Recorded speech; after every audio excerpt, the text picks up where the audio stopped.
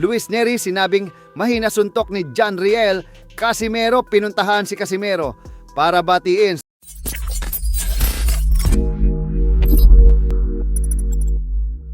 So, matapos ang masaklap at hindi inaasahang pagkatalong nalasap ng Mexican former 2 Division Champion na si Luis Nery sa kamay ng ating pambato na si former 3 Division Champion, angas ng Pinas, John Riel Casimero ay nagsalita na nga ito.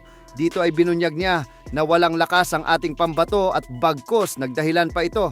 Ayon, kasi po sa veteranong journalist ng Daily Tribune ay sinabi umano ni Luis Nery na 25% lang naman daw ang kanyang kondisyon sa naging bakbakan nila ni Casimero. Bukod dyan ay sinabi din ito na di hamak umano na mas malakas ang kamao at mga suntok ng Japanese Monster na Oya Inoue kumpara sa suntok ni Casimero. Samantala tila nagpakita pa rin nga po ito ng respeto kay Casimero. Ito ay matapos i-post ng kapatid na trainer ni Alas na si Coach Jason ang naging eksena sa hotel pagkatapos ng laban kung saan makikita natin na lumapit si Nery para batiin si Casimero. Kasabay nito ay bumanaat si Coach Jason sa batikang Pinoy.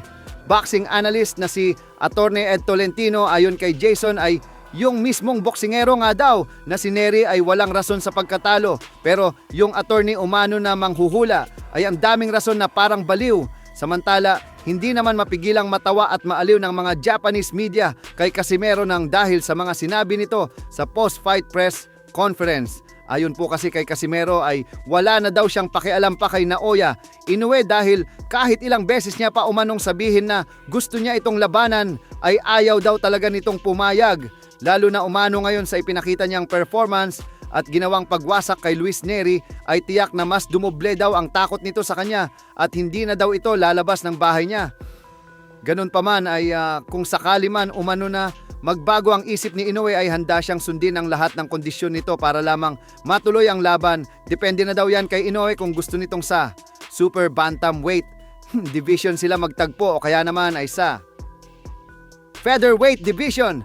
Wala daw itong problema sa kanya. Sambit pa ni Casimero na kung gusto daw ni Inoue ay lumaban ito sa kanya bilang tune-up fight sa Featherweight Division. Walang problema kay Casimero na tawagin siyang tune-up ni Inoue kasi aakalain umano nito na pang tune-up lang siya pero pagdating sa aktwal na laban ay paktay na.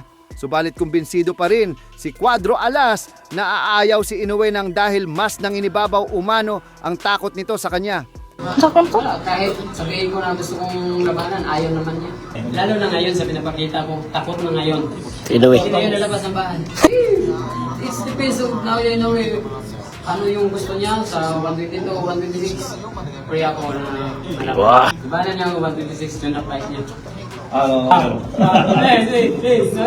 Sabihin na sa fight easy work. Ayaw yun, takot yun.